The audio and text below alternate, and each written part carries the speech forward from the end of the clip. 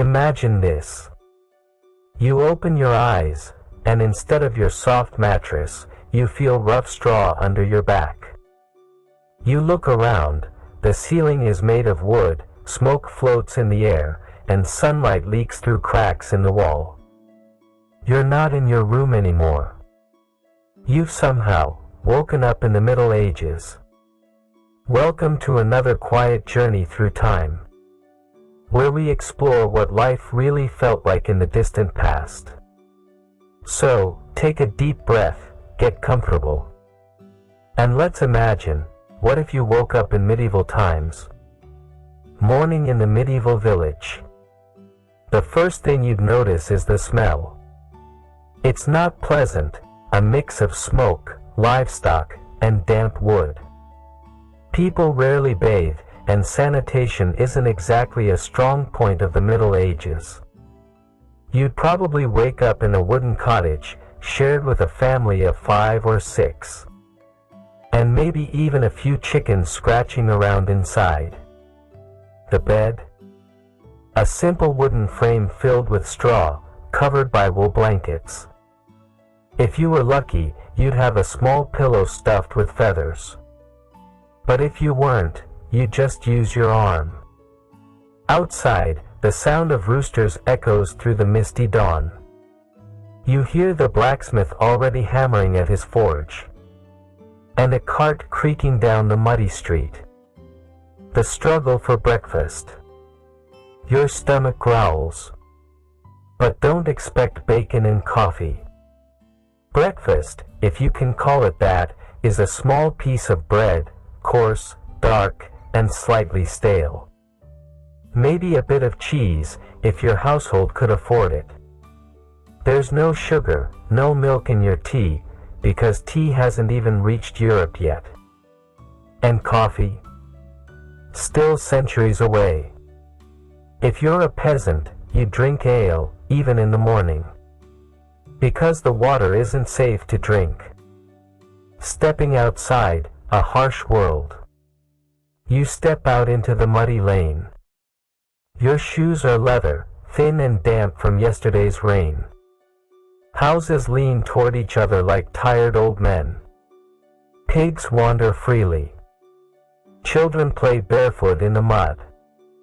The village feels alive, but fragile. A bad harvest, a harsh winter, or a sudden illness could change everything. And in this world, you belong to someone. A lord who owns the land, the crops, and, in a way, even you. You work his fields, pay his taxes, and in return, he protects you. Though in truth, protection depends on how valuable you are. Work, work, work. From sunrise to sunset, your day is full of labor. Plowing, sowing, collecting firewood, tending animals. If you're a woman, you cook, spin wool, and care for the children. If you're a child, you work too. There's no weekend, no holidays as you know them. Only holy days, church feasts, which come with prayer, not parties. Life is slow, repetitive, and harsh. But in a strange way, it's peaceful. Everyone knows their place in the grand order of things. The church, heart of the village. At the center of your world stands the church. Tall, gray, and silent. You'd hear the bells ringing several times a day, calling people to pray. For most medieval people, religion wasn't just belief, it was reality. Heaven and hell were as real as the fields around them. The priest told you what to believe, and the church held the answers. Or at least, it said it did. Even kings bowed to the power of God's representatives. And for you, eternal salvation was far more important than tomorrow's meal. Danger and fear. But life wasn't safe. Bandits roamed the countryside, disease could sweep through without warning. And justice was unpredictable. If someone accused you of stealing, you might face a trial by ordeal, like holding a red-hot iron to prove your innocence. If your wounds healed cleanly, you were innocent. If not, well, God had spoken. Medicine was a mix of superstition and hope. Leeches, herbs, prayers, and a lot of waiting. A simple infection could end a life, if you were noble. But let's imagine for a moment that you didn't wake up in a muddy hut. Instead, you open your eyes in a stone castle. The bed is softer, though still cold.